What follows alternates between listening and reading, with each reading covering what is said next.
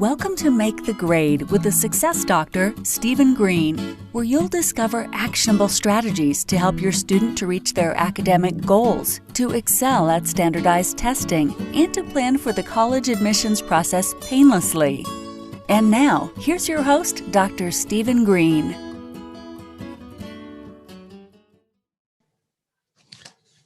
And we are back. Steve Green here from Make the Grade, and today is the Make the Grade podcast day. Yeah. And listen, today's guest day. What happens when I have a guest? That's right, we get excited here. Love having guests, and not just any guests. I got a guest from the, I was going to say Sunshine State. It's not Sunshine State. What's California? What's the state? The Golden State or something? Yes. Golden State. There we go. Golden State. Yes. So we got it all the way from California. Those of you who know me, I am on the East Coast, Philadelphia. I got somebody on the West Coast, 3,000 miles, whatever away. But by the miracle of technology, she is right here with me in the studio. It is incredible, and you're going to love to hear what she has to say. So welcome, Lorraine. How are you? Oh, I'm good, and I love your intro. It's a great way to start. It gets even better. It gets even better. So here's the thing. What's the Make the Grade podcast all about, folks? And if you don't know the answer to this, you haven't been paying attention the last 2 years. It is about actions. It's about taking action. Parents, I want to give you actions you can do to help with your kids, get them through school, all things academic. Entrepreneurs, your baby is your business. So these are actions you can take to nurture that. Nurture your baby, nurture your business. My guest is Lorraine Segal, Master of Arts, MA. Very good. She's a conflict management and communication consultant. I love it. Coach and trainer. Through her business, which is called Conflict Remedy, she works with leaders and others at corporations and nonprofits, as well as colleges, government agencies, to promote harmonious and productive workplaces. Yes. Sounds so nice. It's the word harmonious. It's a, what do they call it? Onomatopoeia? Isn't that a word that sounds like it is? Anyway, she is a professor, Sonoma State University, right in wine country, one of my favorite places in California. And she is the curriculum designer and lead teacher for the Conflict Management Professional Development Certificate Program. She was recently named one of the top 30 conflict resolution experts to follow on LinkedIn. Congratulations. She is also the contributing author to the book Stand Up, Speak Out Against Workplace Bullying. And she's a featured blogger at mediate.com. A lot of things on your resume here. And if you want to get a hold of Lorraine, and we'll get into this more, conflictremedy.com. So Lorraine, officially, my notes here, welcome to the Make the Grade podcast. I really appreciate you taking time on, taking out of your busy schedule. You got a lot going on in your resume, and you have some really cool things. The reason I thought it'd be good to have you come on is conflict resolution is kind of I don't want to say a new thing, but to formalize it, a sort of a discipline, like an academic discipline. We used to call it just go get along, figure it out. I got kids. You guys are fighting. Go figure it out.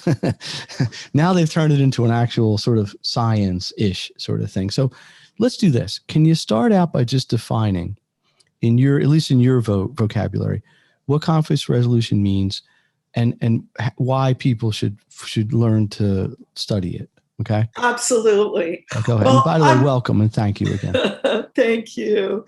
Well, I'm going to reverse your questions because one of the reasons conflict management as a field has actually been around for quite a while, but it was kind of a specialist thing that people didn't know that much about. And not that long ago, I went on the big job search website, Indeed, and just signed up just in case someone needed a conflict consultant. I thought, why not? So they kept pushing out jobs to me, and none of them were suitable for me, but it was amazing the array of the kinds of jobs and titles people had, where in the job description of what they were looking for, they were asking people to have conflict resolution or conflict management skills. It was everything from executive chef to team lead in a group home, to lead nurse, to, of course, HR and managers, etc. And it just kind of inspired me all over with my certificate program because so many places of work are asking for these skills now. They're recognizing that they're valuable, and you can prove you have them with a certificate. So that's kind of the why. Now, what conflict, it used to be called more conflict resolution, and now it's more called conflict management or conflict engagement. And conflict is, you know this, but it's when people don't agree, or they don't get along, or they misunderstand each other. And there's a lot of myths and misunderstandings about what it is and what it means. And conflict is a normal part of human interactions. And when I say that to students and clients, they take a deep breath just with that one piece of information. Well, but it's just a fact of life, right? You're never going to get along 100% with every single person you ever meet. No, you won't. And of course, there's a lot of techniques you can learn and ways of looking at things that help you get along more of the time with more of the people. Okay, so many places we could go here. Let's talk about this academically for a second. So you're running a certificate program. It's a graduate level thing. So this is higher level stuff. This isn't, these people presumably are going to go out and do this professionally, right? Actually, no. This is a certificate program for working professionals. Okay. So my students tend to be CEOs, managers, HR professionals, sometimes professors or teachers, sometimes people who have their own businesses, sometimes people who are coaches. So their objective might be more to keep harmony in their workplace, because that could create better productivity. Happy workers are more productive workers. Is there any secret sauce? I mean, is it just a matter of talking and understanding each other, or is it more of a science? I mean, obviously there's more to it than that, or it wouldn't be something you'd have to aspire to. But is there something you could kind of tell the parents who might be listening, like, what's the first thing you want to do? I mean, I always learned, because I have a psychology degree for my graduate work. And I always learned, when you get into a bad situation, the first thing you got to do is diffuse it. Mm-hmm. The first thing you got to do is get everybody to level down a little bit. Like, hey, you're angry. If it's a marital situation or whatever, let's get to a point where we can talk at a level we're going to listen to each other, right? And we didn't call it conflict resolution. We called it, like, don't kill each other, or don't hurt each other. But is there, let's say, okay, let me see if I can paint a picture here. I'm a parent, and my kid doesn't want to do their homework, and it's dinner. We say, hey, look, listen, little Lorraine, you're going to go after dinner and go do your homework, right? No, Mom, I don't want to do it. Well, just what you got to do. Why do I have to do it? I'm the parent. I'm telling you to do it. And all of a sudden, it escalates or screaming at each other, right? Yeah. What do you do? How do you intervene? Is that putting you on the spot here a little bit? But No, that's fine. The first thing I want to say is what you call the magic sauce, I call the magic wand. Let people know right away that I don't have one. And there is, because people often, what they want is, can you tell me the magic words to say that are going to make this person do what I want them to? And there aren't any. And I actually prefer, the reason I don't do mediation that much is because I much prefer to coach people and train them before it's escalated to that point of, you got to do this, I won't. But you can back down, as you said, from that. And one of the things, here's two things that I always tell people. One is that even with kids, and I mostly do workplace stuff, 90% of conflict is in here. So a lot of the work is inner. And sometimes my students or my clients are impatient with that, but I want to just say the right phrase. Or I even had a county government say this to me: just tell us the 5 steps to always follow in a conflict and everything will be okay. And it doesn't work that way. Right. It's a lot too many moving parts. Yeah, but the first thing to do, if you're feeling that I want them to make them do, is to take a breath. De-escalate, we used to call it. Yeah, inside, of breathe. I even have people, I'm breathing in peace. I'm breathing out peace. You do that a few times, even if they don't, you don't necessarily have to say it out loud. It helps you change that energy. And then I think the next thing to understand is, force of will is not a good long-term strategy, whether it's with kids or grown-ups or direct reports or managers. It doesn't work long-term. When people don't want to do what you do, either it's because they're getting triggered by something you say, so they're reacting without thinking, or they have a very different narrative going than you do. So the concept of story is essential to the work I do around conflict. Mediators talk about my story, your story, the third story, but they've discovered that people actually don't remember what happens in a situation. Neurobiologically, what people encode and remember is the story they tell themselves about what happened. So just even taking the kid and the adult, it seems so logical. Go do your homework. So the adult's thinking, why is this kid not doing what I say? They need to do their homework. I'm looking out for their best interest, and I'm the adult and not that. So they've got a narrative going like that. And the young person the child might have a very different narrative. They never let me do it in my own time. They're always jumping on me. They don't trust me. They don't, they've got this. So you've got these two stories that are like, they're going like Godzilla and King Kong or something. Yeah, well, they're not aligned. That's for sure. Right. Right. Yeah. And so what I often, the best time to talk about this, like homework, is not at that moment where you're wanting them to go do their homework. It's when it isn't happening. And you can sit down and say, look, we both know you need to do the homework for school for this. And the way we're going about talking about this isn't working. You're getting mad at me. I'm getting mad at you. How can we do this differently?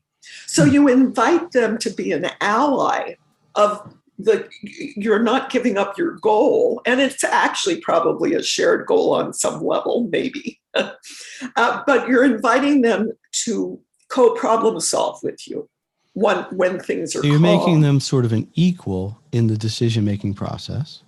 And so you're empowering them a little bit and giving them a say, even though you kind of want to do what you want. One of the things you said, I want to just repeat. I'm not even sure if you said it because, no, I'm sure you said it. But I mean, you can sort of win the battle but lose the war, right? When you try to impose your will. I don't remember the exact way you said it, but it was really good. So it's like, hey, I want this. I need to be right. And you might win short term, but you're not going to win long term because you're going to lose the person because there's so many levels we work on. Oh, okay. Let me ask you a question. So you have this conflict resolution program at Sonoma State. And what's the outcome? What do you want the people who graduate through this to be able to do? What's their kind of what skill set should they have? Yeah, well, the program is actually unique. I don't know anyone who includes all the topics that I include. And I tell them at the beginning that I have a very simple goal, which is to change their hearts, minds, and behavior. And 5 minutes, you're done here. Right.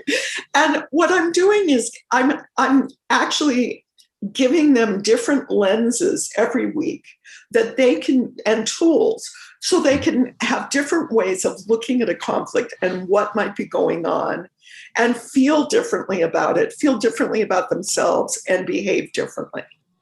So the outcome is for them to be what we call conflict competent at the end.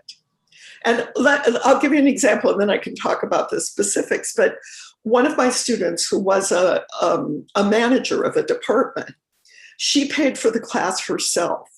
And before the 12-week program was over, her supervisor said that she was going to reimburse her for the program because my student's behavior and the way she was managing conflict and navigating management responsibilities had shifted so much, and it had rippled out into her whole department, and her supervisor saw the value of these added skills that she was bringing. It was the best compliment I ever got. So the results were so compelling. Yes. And had such a broad impact. Wow. Well, but sometimes little things become medium things, become big things, but you got to start somewhere, right? Yes. And in 12 weeks, I can't make people experts, but I can build on their skills. And a lot of it is about, well, the first week I call Conflict 101. And we talk about what's conflict, what are the myths, the misunderstandings about conflict. And then I have them look at who they are in conflict. Do they want to avoid conflict? Do they want to confront people? Are they trying to placate? So they start thinking about their own fallback position with conflict. And then what the other person's fallback position might be. If one person's a confronter and one's an avoider, they could be chasing themselves all over the place. And then the second week is about difficult conversations. If you have to talk about a difficult topic, how do you do it? Yeah, that's an important thing to get into. So right, just one more thing. Can I add? Go ahead. Some of it is that the right approach to have a conversation, or is it better to do internal work and just approach them differently? Okay, so many things I want to get to here, but first, this is the Make the Grade podcast. Lorraine Segal, our guest, and a wealth of information. So many levels we could get into here. This is always about taking action and getting people in motion. So let me ask you a couple of things.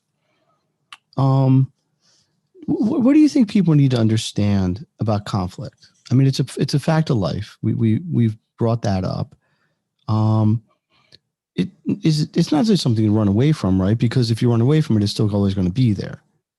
So at some point it needs to be dealt with, whether it's subtly or right, just bang. But why do you think people avoid it so much? Because it's just uncomfortable? Yeah, well, I think people feel uncomfortable. They don't know what to say or how to deal with it. It can be scary. I always say that I wish everyone in elementary school got a class on the ABCs of conflict. And then there was a high school graduation requirement and a college graduation requirement on managing conflict.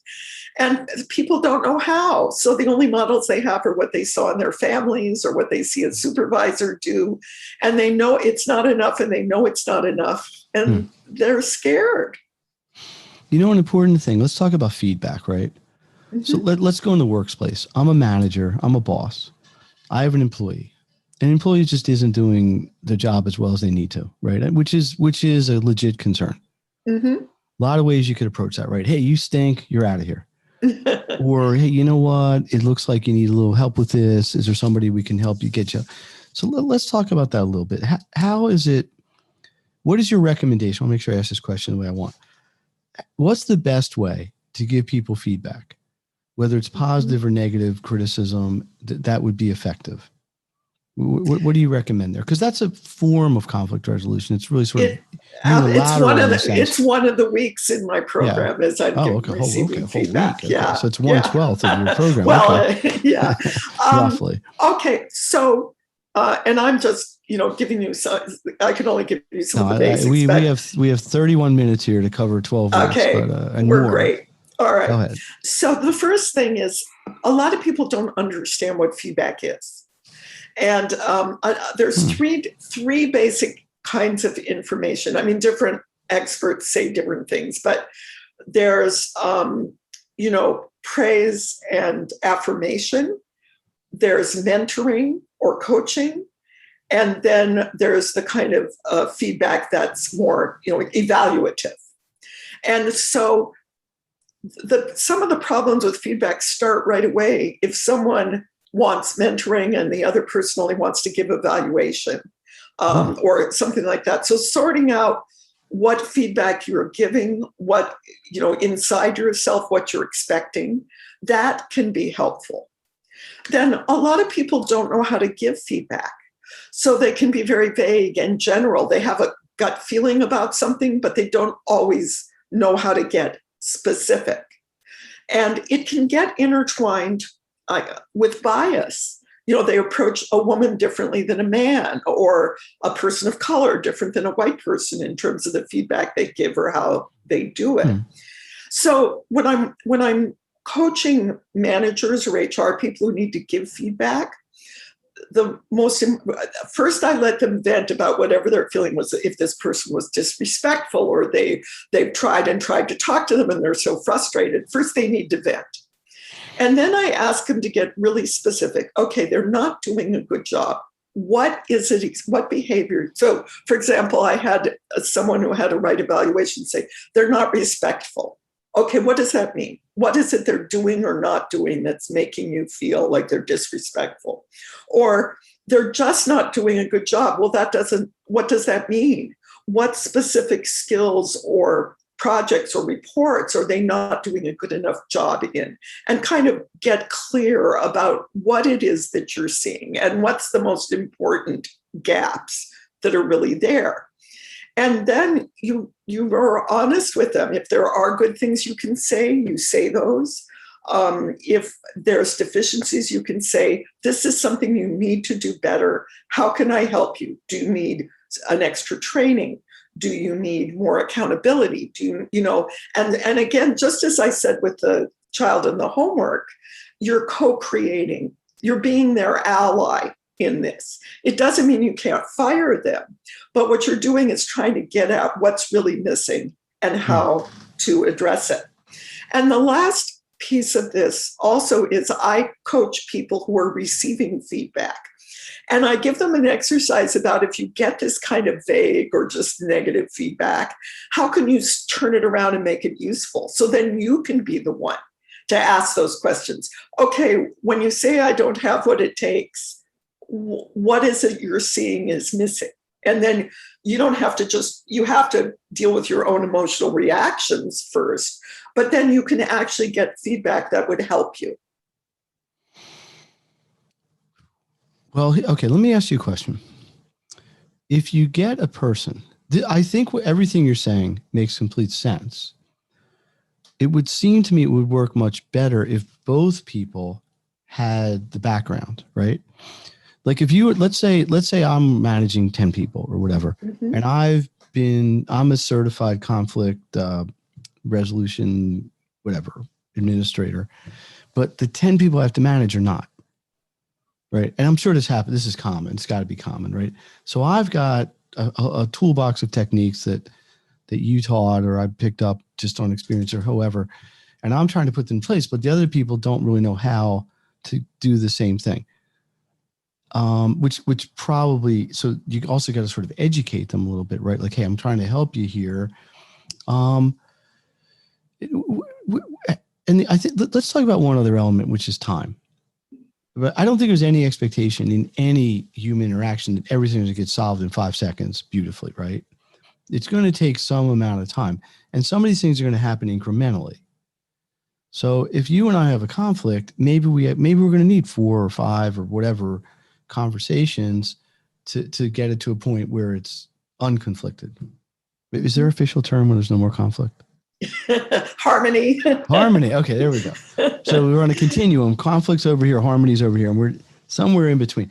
So it's not likely that if I have if there's some disharmony with myself and somebody else, that in one brief conversation it's going to be completely fixed, for lack of a better phrase. So maybe some people don't have the patience for that either. Hey, look, we're going to need to get back on this, and I need you to think about this and try it. Let's shift gears a little bit. You have a business called Conflict Remedy, right? Mm-hmm. So that's your private concern. Who are your ideal people? Who do you want to work with? And how do you help them? Is it the same thing you're doing in the class, but privately? Yeah, it's similar. I just want to say this is something with my clients and my students. You asked, what if the other people don't? Yeah, I didn't really let you answer that question. My bad. No, that's okay. It's just something that I talk about a lot, which is what I say. You're here, you're in the class, or you're working with me. I'm coaching you. So you already know more than they do. And with greater knowledge comes greater responsibility. So you have to step up and do more than 50% at first. And one of the things I talk about specifically is listening first. You say, but they're the ones who don't, and they should have done it. And they don't. No, but you know more than they do. So you need to listen first. You need to understand how they're seeing things. Doesn't mean you have to agree, doesn't mean you have to do what they want, but listening is crucial. So when I work with, I work in my private business, which overlaps because what I do is training and coaching and consulting. So the training is basically the same, of explaining these skills, explaining how to think about it, helping them be introspective, helping them practice practical skills. With the coaching, for example, I have been called in a number of times, both to nonprofits and to corporations, to do what I call putting out fires. Two valuable people in the company are, in some kind of firefight that is not stopping. And so they'll call me in because they don't want to lose either one of them if they can, and they'll ask me to help them. And they think they want a mediation. And I will never do a mediation because to sit in a room, even if it's virtual, with two very angry people, all my energy just goes into keeping their hands off each other's throats. And so what I do is coach them separately. And when I coach them separately, the first thing I do is I listen a ton because everyone's upset. And they feel like they've somehow been mistreated and they're mad and they feel like the other people aren't doing what they should. And there's all these shoulds and anger and feeling disrespected all in a ball. So I listen to them a lot and validate how frustrating it is. And then I ever so gently start asking, how do you think if the other person were talking about this, what would they say? How do they see it? So they start kind of feeling like I'm an ally. They start opening up a different way of looking at what might be going on. And it's amazing. I have like a 90% success rate when I get to do that with people and they have a little bit of willingness to look at their share. And I can give you a bunch of examples if you want. Well, what you're doing clearly has some elements that are at least similar to therapy. Mm-hmm. I mean, you're not representing yourself as a therapist, but some of the techniques you're using, a therapist might use. Yes. Right? I mean, I don't think there's a legal probably designation, but we're not going to get into that because I have to do a lot of the same things in what I do. I mean, some of my trainings and I did clinical rotations and stuff. There was a technique, we call it a projection, where you say the same thing. Pretend you were the other person. Do you think they would be angry at you? Well, I didn't really think of it that way. Well, of course you didn't think of it that way because nobody does. Yeah, no, but really what you're doing to a degree, and maybe to a big degree, is really a therapeutic exploration of where people are compared to where the other person is, and then trying to bring it together. What do you do when it's bigger than two people? Let me ask you this, and we're gonna wrap up shortly, but so much we could talk about, but I want to narrow it into two things. Let's say you talk about two people. That's not so bad, right? Person A, let's get you together. Person B, let's get you together. Let's feel about each other. Okay, now you're loving each other. It's great. What if it's a whole team of people? What if it's like 8 or 10 people can't get along? Does that work in your model? That's where I like to start with training. Okay. Okay. Some of it's training, so everybody has basic skills and vocabulary. But I also talk in organizations. There's, in my opinion, my experience, there's 3 ways conflict shows up. One is interpersonal conflict. One is bullying, which can look like conflict, but is actually a very different process. And the third is structural problems. So if the lines of authority and responsibility are unclear or messed up, that in itself can create conflict.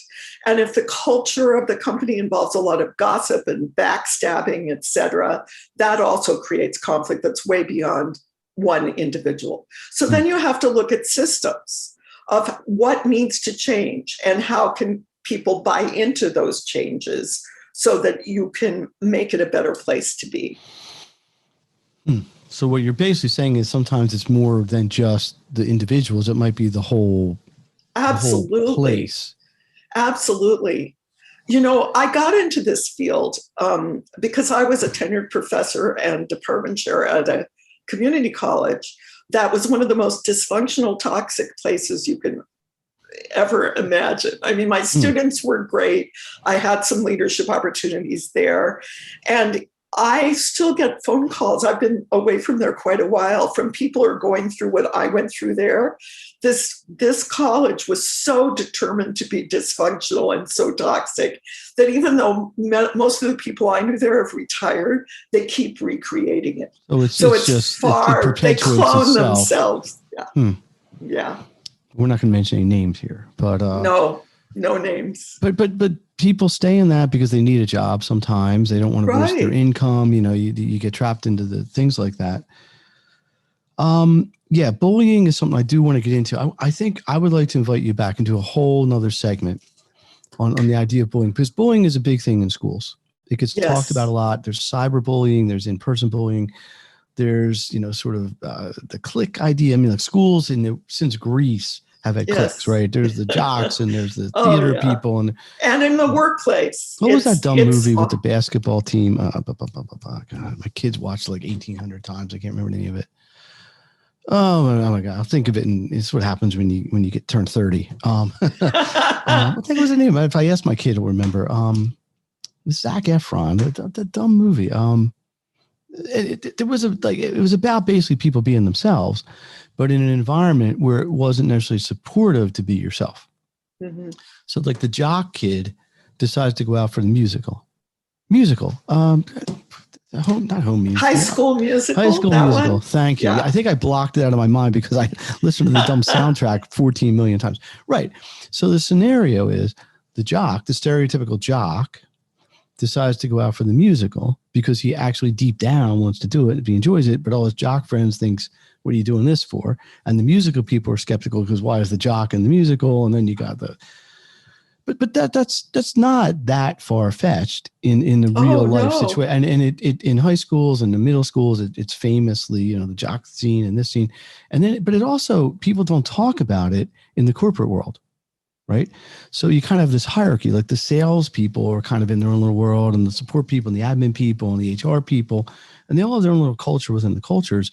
And in big corporations, sometimes people don't get along. Like, the salespeople, they don't work hard. I'm just throwing stuff out. So it's interesting. So bullying can take a lot of forms. Bullying doesn't necessarily mean like a physical thing. It can, it's mental aspects. It's verbal. It's verbal, emotional, physical. Right. There's a lot of pieces to it. Mm-hmm. Okay. I got to take a deep breath for a second. Not because we're having any conflict, Lorraine. No, there's just so much going on here. I have to just reset a little bit. I'm trying to host this in a professional way. So listen, Lorraine Segal, an incredible amount of information here. Clearly, you've got some excellent information for people. My hope is people listening, the Make the Great podcast here, is you're getting some actions here. So if you're in a conflict situation, you got some ideas. In 30 whatever minutes, you're not going to solve the problem of how to do it. You could reach out maybe. Lorraine, how do people get a hold of you? Do you want people reaching out to you? Sure. So how would they do my that? website is conflictremedy.com. Okay, conflictremedy.com. I'm also on LinkedIn, Lorraine Segal. And and I'm happy to have people reach out.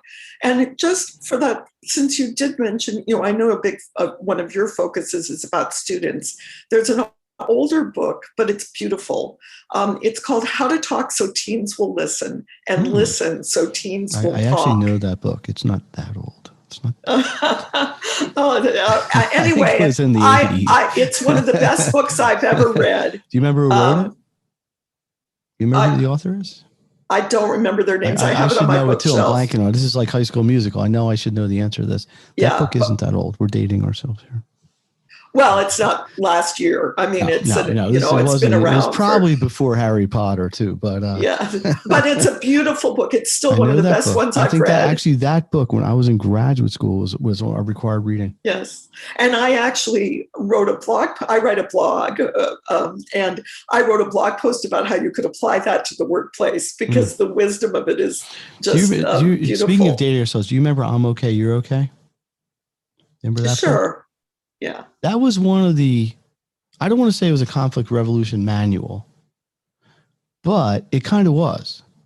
It didn't use any of the same terminology and verbiage that you're using, but that was, it really was a pop psych. It was like psychology for non-psychology people. Yeah. And it was kind of an offshoot of the 60s, everybody kind of doing their own thing. I remember vaguely. Yeah. Yes. And it was one of the first, like normally books about psychology don't become bestsellers, right? Right. Like if you're a psychologist, you write a book, you're lucky if 2 people buy it. Your mom and and your wife or your husband, right? I'm joking. Like psychologists, you write books. It's great. But, this was one of the first books that was kind of written sort of as a science book-ish, clinically at least, that became a bestseller. People were buying it and using it and talking about it. And Stephen, you said about that some of the things I do are like what a therapist would do. And I had to kind of grapple with that because people would ask me, are you a therapist? How is this different from therapy? And I heard this quote, I can't remember who said it, but I just loved it. They said, therapy has claimed a big territory, but they don't own it. So a lot of us can be healers, do things that are therapeutic, but not take the perspective or have the particular training of. And I wasn't knocking therapists. I mean, it's just a different approach. Therapy is a very, very important thing. And I've been in that space a little bit. Oh boy, there's a joke about therapists. It can be people say it about tutors, whatever. The joke is the setting is the guy's laying on the couch, like with the Freudian therapy, right? He's laying on the couch and the guy's there with the pipe and because doctor, I got to ask you a question. When am I going to get better? I've been coming to you for 25 years. I'm sitting here, I'm spilling my heart out to you. When am I going to get better? And the therapist, tutor, you name the profession, says, oh, that's easy. You get better when you can't afford to pay me anymore. Oh, no. But it's not really a money joke. The point of the joke really is people have to ultimately work on themselves. Sure. And until you're ready to work on yourself and whatever motivates you to do that, you're never really going to change. Yeah, you have to be willing to do that, right? So you could sit there and go to therapy for 400 years. Yeah. But if you're not willing to apply it and take some action with some of the things that you're working with, it's just going to come back. Yeah. So, and there are therapists who do this, but I know one of the things I do in my conflict coaching, I finally came up for a way to talk about what I did because my training didn't exactly fit my style in conflict coaching. I finally was able to talk about it, and I wrote a blog post about it called Love and Tough Love in Conflict Coaching. So I love my clients to pieces, but I also kick their butts, and really point out the ways they need to change. And sometimes the change happens faster. Sometimes you're doing a disservice by not keeping them accountable. I would use the word accountability as opposed to kicking their butt, but but it's the same kind of, it's accomplishing the same thing. Lorraine Segal, conflictremedy.com. Find her on LinkedIn. She is a wealth of information in a field that I think is very important and maybe I don't say underappreciated, but probably underutilized. The goal here is not necessarily that everybody in the world loves each other, but to create a more productive workplace, family place, school place, you name it. That's our goal. You have anything else you want to talk about? Just for anything we didn't, personal level, you like horses. I mean, your favorite dessert. I always like to, give a little human interest here. I don't know, best vacation you ever had, or something you want to just throw out there. Well, I just want to say thank you so much for inviting me here. It was my pleasure having you on. Yeah, it's just been fun. And and I'll just mention, maybe you want to share with people another time. As I said, I don't specialize in family work, but I did contribute to a book on family conflict during the pandemic that's coming out soon. And my little piece is called Is Revertigo Creating Conflict? And revertigo comes from a sitcom, and it's when you're around certain people and you revert back to being 15 or 12 and how that impacts conflict. So it's kind of a fun one. Say the name of the book again. It's called Family Conflict During a Pandemic. Michael Lang is one of the editors, and I did put it in the chat for you. Yeah, and it might be of I will put that in the show notes. I think everybody should rush out and get that immediately. But okay. So that is it. I'm hoping to get you back. We can talk about a number. I'd like to address the bullying piece, but I think that's good. I think we'd be under I don't know what word to use. We would not be doing it justice to try to do it in 2 or 3 minutes. And I think so much value you brought today. Okay. So Steve Green, this is the Make the Grade podcast. It's about actions. Parents, you can take to help your kids. Entrepreneurs, you can take in your workplace or in your business, bringing it all together. Lorraine Segal, thank you again. Let's see what the audience thought. Big thumbs up. We got a studio, socially distanced, 200-300 people here. They're all 6 feet apart, maybe 7 feet apart. I didn't get a tape measure out. We couldn't find the tape measure today. But yeah, I got the lawn people outside mowing the lawn. There's all kinds of stuff going on today. Let me thank. Hopefully everybody come back. Listen, seriously, listeners, I like to have fun here, but this really is a serious message. And I think Lorraine's going to agree with me. I don't put words in her mouth, but better to nip these things in the bud and get a hold of them when they're small and manageable than to try to deal with them when they're big, really almost unaddressable problems, right?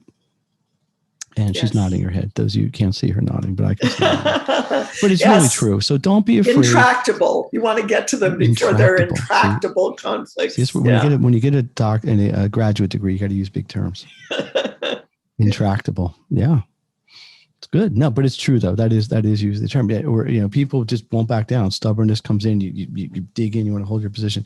So don't be afraid to address these things, but learn the techniques to do them. Get people to be allies. All simple things Lorraine brought up. All right, we got a couple great guests coming up in the next few episodes. I know you're gonna. I'm not gonna spoil it, but I'm telling you, I got 3 or 4 people on deck. You're really gonna like. I'm hoping to get Lorraine back in a little while. Do part B. Maybe we'll even do part C. So part B for bullying. Get it? Part A could have been something else. B would have been bullying. C could have been conflict. So we did part C first, conflict. Then we'll do part B, bullying. We're gonna do part A, whatever that is. Is there an A here? I'll leave you to think of that. Intractable starts with an I. I don't know if we'll get to I, but that is it. So yeah, I'm going to sign off here. Listen, last thing, seriously, listeners, I really feel, honestly, the more people that get this information, the better. So I really humbly ask you, please share this. Do you know other people that could use this information? Send a link, ask them to listen to the podcast, try to support this, subscribe, and try to get the word out here. We are all about helping parents to help their kids, helping entrepreneurs to help their issues. And this is why I bring guests like Lorraine in. So we will see you next time. Everybody have a great day. Let's get the outgoing theme. I forgot the theme music on the way in. I didn't play the theme music. There it is. There's the theme music. I know you thought of it and missed it. It's our happy music. All right. See y'all next time. You've been listening to Make the Grade with the Success Doctor, Stephen Green. If you enjoyed this episode, be sure to subscribe. For more resources and support, please visit makethegrade.net.